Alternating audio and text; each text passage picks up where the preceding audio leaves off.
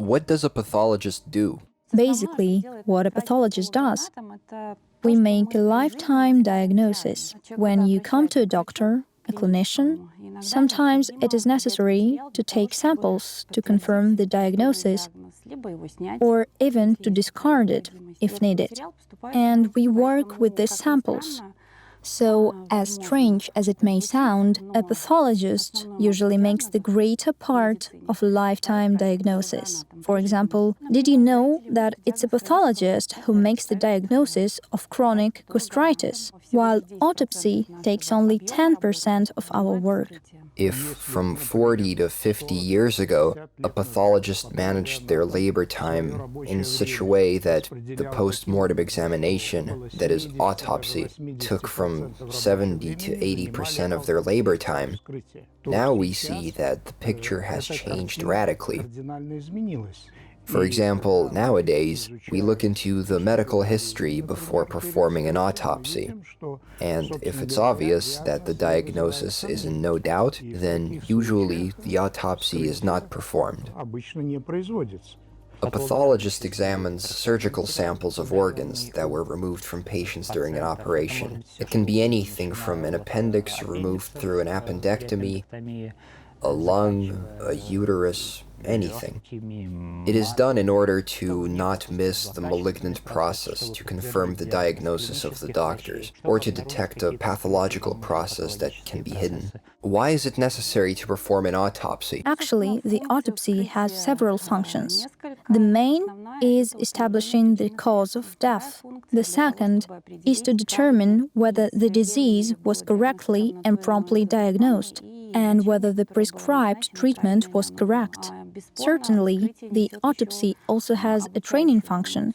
The doctor whose patient died is required to attend the autopsy to see with their own eyes what has gone wrong. Well, there is also another training moment regarding students. Everyone knows the expression, "the dead teach the living." In general, a pathologist examines the cause of death of someone who, first of all, died in a hospital. They do not deal with people who died at home, on the street, in traffic accidents, no. They only deal with inpatients. And there's another important thing. External causes must be excluded. In case of any suspicion of death from an external cause, even if it occurred in a hospital, an autopsy is performed by the State Committee of Forensic Examinations. What myths about pathologists do you know? Everything revolves around the idea that a pathologist is a bearded man in a butcher's robe, always drunk, eating a sandwich, constantly standing in a pool of blood. That's not true. Most likely, it will be a young girl in personal protective equipment, performing an autopsy rarely, if ever. Very smart, well-read, knowing the pathological process very well. We perform our work according to the code of professional ethics of pathologists. The body of the deceased deserves proper respect, even after death. There are no odd situations in the autopsy room, which is a fairly closed area. Next to it, there is a room where we change our clothes as well as our shoes, and after that, we go into the autopsy room. Nobody eats there, listens to music, nothing like that. There is a usual working process. You frequently face death at work. Doesn't it depress you? Maybe it was depressing for me during my first years, when I only started to work as a pathologist. What is depressing is when you see or perform an autopsy on dead children. In the autopsy room, bodies are naked, and therefore you perceive them simply as an object of your work, nothing more. And afterwards, when the same body is dressed, that's the moment when you see it as a human, and this is difficult. I cannot deny that sometimes I have a lump in my throat, especially if it's a body of a child, it can depress and upset me if it's not possible to make an accurate diagnosis. And such situations do happen because the diagnoses are not written under the microscope. It requires knowledge, skills, and experience. And I'm not talking about autopsies now, but about the work we are doing to make a lifetime diagnosis. Therefore, there is just no time to be sad. We have to help. Do you ever get scared at work? What do you mean scared? Fear is a feeling that appears when there is a threat to your life or the life of your loved ones. My work is no way threatened. Therefore, there is no fear, and there is no horror either.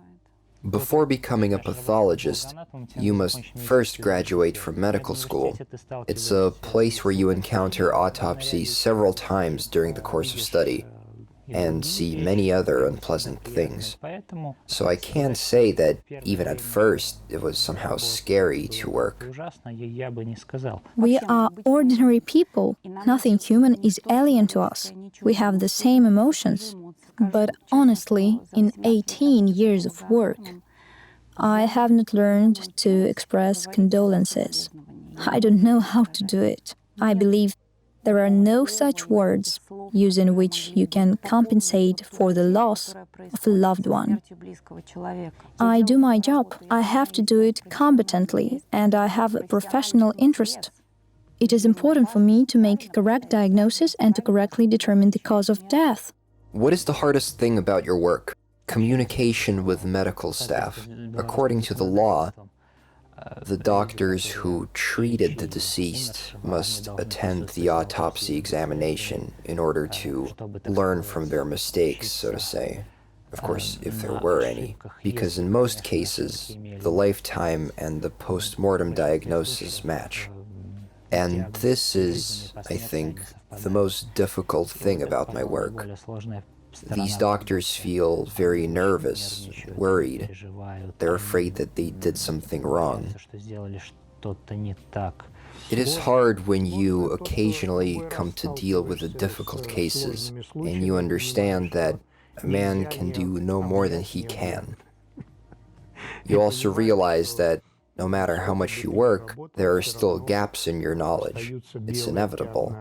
And you have no choice but to continue working and learning and reading. None of the doctors, clinicians, read as much medical literature as we do. We can't just finish our working day and leave work at work. There are things that are hard to diagnose. Nothing human is alien to me. I come home, I cook and clean as any other person. I have my duties as a wife and mother. I have a normal life. And in the evening, when I normally have time, I can go online looking for articles or papers or books for professional development on pathology websites. It is not difficult. It is inevitable and interesting. It's really interesting. How do people react to your specialization? I often see that people immediately have a genuine interest. Why have you chosen such a specialization? Among stupid questions that I dislike very much and do not understand at all, there is, for example, how do you feel when you perform an autopsy? If I say that I do not feel anything, it will not be true. But it's difficult to explain how I feel, because it's a professional activity that I have chosen many years ago, that I live with. The other question that my husband is occasionally asked, how can you live with her? She's a pathologist. But he doesn't live with a pathologist, right? After all, he lives with a woman, a person, a human. This is some kind of fountain of opposite emotions. For some reason, everyone is interested in stereotypes about mental health during an autopsy. At first it was amusing, and then I got used to it. And you also have to accept the fact that they will never understand what you do. I put up with it because all explanations are in vain. You start telling them about biopsies, about microscopes, about immunohistochemistry, about the fact that everything that is cut from a person should be examined to make sure that there is no cancer or inflammation, all for nothing. We open up the bodies. Well, what can I do if they see us like that? How do you detach from the bad odor? What do you want to hear? The formula? It's a matter of habit. How to detach, for example, from troubles in a family. How? Do you have a formula? I don't. Well, I think that the work of any doctor, of any specialization, can include such a thing as an odor. But when you are passionate about the research process, you hardly notice the smell.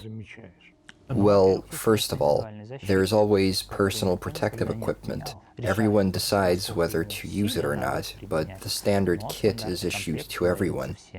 I used to work in a respirator with large filters, which completely isolated me, let's say, from the unpleasant air-related factors. Which case do you remember most? I must admit, it is quite overwhelming when people die in a short period of time, literally within the space of some few days or weeks, especially when they are young people. There was an example that comes to my mind. A young woman went on vacation, returned home, and began to experience multiple hemorrhages in the mucous membranes and the abdominal cavity, intestines, bowels, and stomach. The disease progressed rapidly, and then it turned out that it was leukemia, a malignant blood disease. Talking about autopsy cases, there was a severe aortic valve defect, as a result of which the heart grew to 950 grams, whereas the standard is about 300 grams. I was a young doctor at that time. There was a deceased woman. She was 39 years old. She went to the gynecologist, who examined her mammary glands, found a lump in one of them and said, "You need to see an oncologist and undergo the examination." But for some reason, she decided that she didn't trust the doctors and that she definitely had cancer, although that wasn't what was said. And so she decided to go to a herbalist, who gave her a mushroom infusion, which must have helped to get rid of the lump. But that certain infusion of that mushroom caused acute gastric ulcer in her body, which in its turn caused acute gastrointestinal bleeding, which led to the death of the patient. This is scary. The autopsy showed there was no cancer in her mammary gland. This is a case that shows the abnormal patient's behavior that we come across frequently. You should always go to the doctor. I remember the first malignant tumor that I discovered, and I'm talking about the biopsy examination of a living patient now. I just started working at the time, and I detected a carcinoid in the vermicular appendix. It's a neuroendocrine tumor. The guy simply had appendicitis. This was an accidental find. That's exactly why the pathology in our country works this way. That's why literally everything is examined.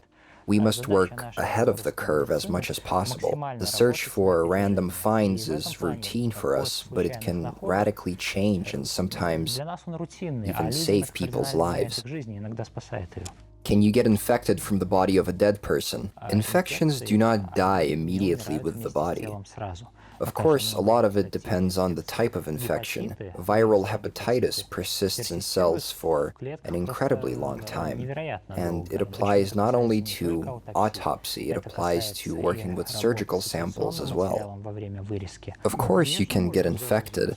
Unfortunately, it can happen that during a flu epidemic, some people die, And working with a body that is infected with such a contagious disease as a flu or tuberculosis, it is possible to get infected as well. Sometimes we diagnose tuberculosis while performing the autopsy. We also had a deceased with AIDS. We perform an autopsy wearing gloves, aprons, arm covers. If it is an open case of tuberculosis, the pathologist can be infected via airborne transmission. We use masks and goggles, it is necessary. But anyway, there is always a risk because it's biological material. Do smokers' lungs differ from healthy lungs? Sometimes I come into the autopsy room and the body of the deceased is at a distance from me, but the organs are already removed, and I see the lungs, and I know for sure that these are the lungs of a smoker. Of course they differ. First of all, they change their color. It seems that they are covered in a black net on the outside. Almost everybody who has ever lived in a big city with a developed industry such as Minsk for a long time will have deposits of black pigment in lungs, especially if they have lived a long and eventful life. Nevertheless, I want to say that smoking is really bad, and that all the smog that you inhale retains in lungs, but unfortunately, the ecology of big cities colors our lungs much more. They are dark. Why do you love your job? You become a researcher. And this is the most interesting thing in our specialization. Making a diagnosis. When you put a puzzle together and see the whole picture, it is such a victory. When you make a diagnosis, it is not a cure, but you understand that if a person has a specific diagnosis, they have a chance for a specific treatment. There is already a great chance they can be helped. And this is great. It is probably the most important thing. It's a professional satisfaction from making diagnosis. Thank God this happens every day, so we have a lot of positive emotions. For 1 year, the Minsk City Pathoanatomical Bureau looks over 1 million biopsy numbers, as we call them. It means that we service from 600,000 to 700,000 people only in Minsk, and you can't imagine how many pathologies we detect. It sounds so hopeless. That's why early diagnosis is the key to a high-quality treatment. Okay, now it's not so hopeless. Good. Do you believe in life after death? It's difficult to say. People always want to believe in something. It's human nature. But, however, if you look at the scientific justification, you understand that our whole life is material. We are composed of atoms and molecules, of more complex proteins, lipids, for example. And eventually, at a certain point, ultimately, the activity of all these atoms and molecules comes to an end. So, my point is, I'm a materialist in this regard. The pathological anatomy probably made me this way. Maybe in my youth, I would be different. Now I am what I am. I'm firmly convinced that there is life after death. I'm a believer. There is such a thing as a professional deformation of a pathologist. It's a respectful attitude to formulations. I mean, in our field, in medicine, that should be objective. Therefore, my opinion about whether there is life after death should be objective as well. I don't know. I haven't seen this. By the way, I was taught it by pathoanatomy.